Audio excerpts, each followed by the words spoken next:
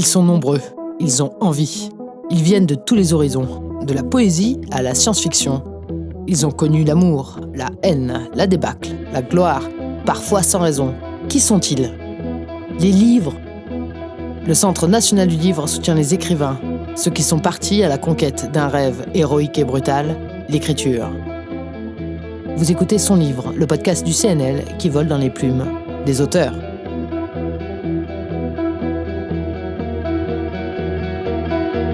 Avec Connemara, publié aux éditions Actes Sud, Nicolas Mathieu explore l'intime en livrant une fresque sociale flamboyante. Hélène a presque la quarantaine, un travail qui lui assure une position sociale confortable, mais une existence vide de sens. Consultante dans une société d'audit, elle peine à renouer avec son individualité et cherche les sentiments, l'éveil. Après un burn-out, elle décide de s'installer avec son mari et ses enfants à Nancy, là où elle a vécu plus jeune, et recontacte une vieille connaissance du lycée. Seulement, qui a le plus changé, ses fantasmes ou la réalité ? Nicolas Mathieu donne un uppercut aux vies à moitié et nous parle de quête de sens. Bonjour Nicolas Mathieu. Votre livre « Connemara » ressemble à un coup de canif donné au nouveau métier du tertiaire, plus particulièrement celui du consultant. Pouvez-vous nous en parler ? Alors, effectivement, le personnage du consultant, c'est un personnage qui apparaît dans presque tous mes romans, souvent de manière un peu ténue. Dès le premier, aux Animaux la guerre, vous voyez des consultants, il y avait, au moment de la fermeture de l'usine, qui passaient comme ça, ils venaient de Paris avec leurs petits costumes noirs. Moi-même, dans mon travail, j'en ai rencontré beaucoup, j'en ai vu sévir pas mal. Et puis ça faisait un moment que j'avais envie de parler de ça, c'est-à-dire des logiques managériales, du règne du tableau Excel, de tous ces métiers qui consistent à projeter des slides, à produire de l'expertise, à délivrer des solutions, et voir comment ça marche, comment ça se constitue en pouvoir, comment aussi c'est souvent des bullshit. Donc j'avais envie de faire tout un travail là-dessus. Je pense qu'il y a beaucoup de gens qui subissent ces logiques-là, cette idéologie. Et un des grands, des aspects de mon travail, c'est de m'intéresser dans mes romans, je m'intéresse toujours beaucoup à comment travaillent les gens. À l'usine, dans les open space. Christophe, il est VRP. Le père de Anthony, dans le précédent roman, il avait aussi une activité professionnelle qui était décrite, etc. Donc cette fois-ci, ce qui m'intéressait, c'était de voir de l'intérieur, avec aussi un ton satirique, comment marche le consulting, comment cette logique-là infuse dans toute la société, du privé au public, du public au politique, et puis dans les vies de chacun. C'est aussi parce que mon roman se passe sur fond de l'élection présidentielle 2017, et peut-être que 2017, c'est le moment où cette idéologie managériale arrive au pouvoir aussi. Donc il y avait un peu tous ces aspects-là dans cet effort. Hélène, votre héroïne, a-t-elle besoin d'amour ou a-t-elle besoin de changer de travail ? Ouais, en tout cas, c'est quelqu'un qui a rêvé depuis l'enfance de réussite. Cette réussite pour elle, ça a consisté en un parcours d'arrachement à son monde d'origine par les études. Donc elle a fait de très brillantes études, elle a fait une école de commerce, j'allais dire une grande école de commerce, pas si grande école de commerce, mais enfin elle a fait quand même une bonne école de commerce. Puis elle est devenue consultante. Elle a, comme on dit aujourd'hui, coché toutes les cases de la réussite. Et elle fait ce job-là, et ce job devient d'une telle vacuité, elle y trouve si peu de sens que ça finit par la miner de l'intérieur. Et je ne sais pas si ça anéantit ce qu'il y a en elle d'individu, mais en tout cas, ça lui donne un grand sentiment de vide et de vacuité qui devient insupportable. C'est pour ça qu'elle rentre au pays à un moment donné du bouquin. Elle rentre chez elle, là où elle a grandi. Mais de fait, ces logiques-là, donc du consulting, du management, il faudrait un mot pour pouvoir enfermer toute cette idéologie. On considère le monde comme une masse computable à l'infini, une masse calculable, intégralement calculable. Et c'est en faisant du réel des chiffres que ça le rend manipulable, si vous voulez. Et une fois que le réel est devenu des chiffres, il reste plus d'existence, en fait. Et Hélène, c'est un peu ce à quoi elle se trouve confrontée. Ouais. Il s'agit d'amour entre Christophe et Hélène ? C'est une question à laquelle je ne peux pas répondre, ça, parce que justement, le mot amour n'est jamais prononcé dans leur histoire. Donc, Hélène a fantasmé beaucoup sur Christophe quand elle avait 15 ans, et elle était transparente pour ce garçon. Et puis, elle a fait ce parcours de réussite, et donc peut-être, comme on dirait aujourd'hui, d'empuissantement. Et en revenant dans cette petite ville où elle a grandi, c'est aussi un peu un retour dans son passé. Elle rejoue cette histoire, mais avec ses nouvelles cartes. Voilà. Elle a envie de voir ce qui pourrait changer. Donc, grosso modo, elle veut se taper le fantasme de ses 15 ans. C'est aussi simple que ça, pour plein de raisons dans le roman. Et il va y avoir cette histoire qui va se nouer entre eux, où chacun rejoue des choses de son adolescence, et puis se sert de cette histoire comme levier pour changer sa vie présente aussi. Mais qu'ils couchent ensemble, ça c'est sûr, qu'ils s'attachent sans l'ombre d'un doute, mais est-ce qu'ils s'aiment, ça c'est vraiment quelque chose qui est laissé presque à la décision du lecteur. Vous décrivez le quotidien de manière très juste. Le diable se cache-t-il dans les détails, Nicolas Mathieu? Oui, en tout cas, oui, moi les détails c'est quelque chose qui me travaille beaucoup. Je vois le monde à la fois en plan large et tout en détail. Et ce qui m'intéresse dans les détails, c'est aussi qu'ils sont des signes qui parlent d'autre chose. C'est-à-dire que dans les détails, ce qui est important dans les détails, si vous voulez, c'est qu'ils rendent des mondes sans avoir à les penser. C'est-à-dire que si je me mets à la philosophie sur le monde, c'est chiant, on sent le narrateur, il y a trop de généralités.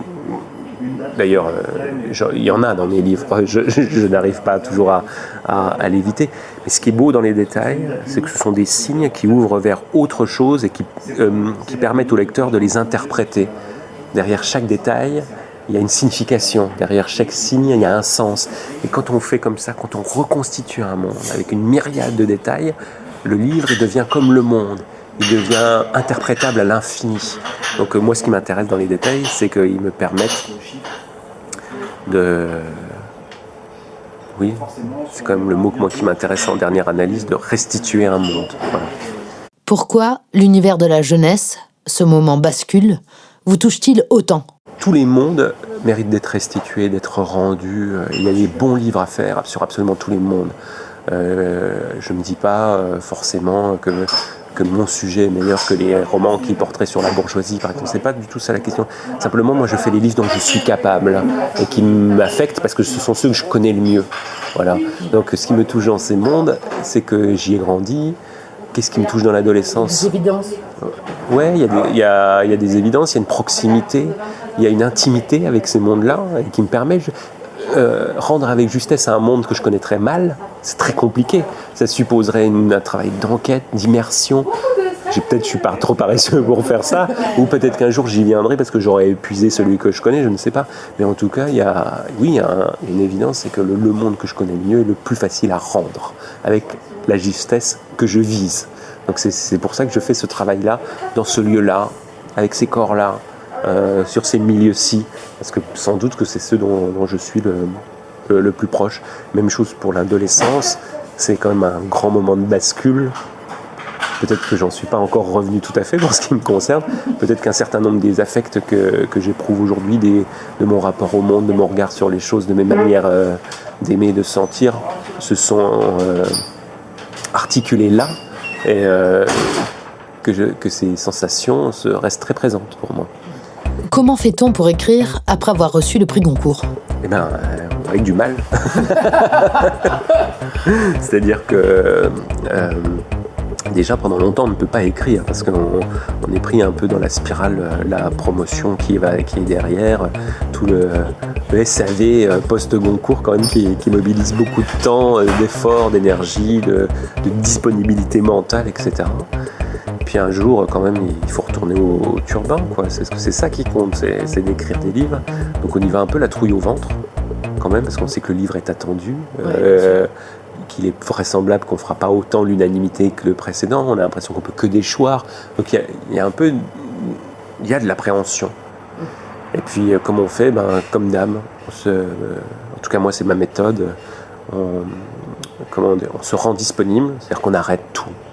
Bon, là, le confinement m'a bien aidé. Moi, ça m'a vraiment permis de mettre un coup d'accélérateur.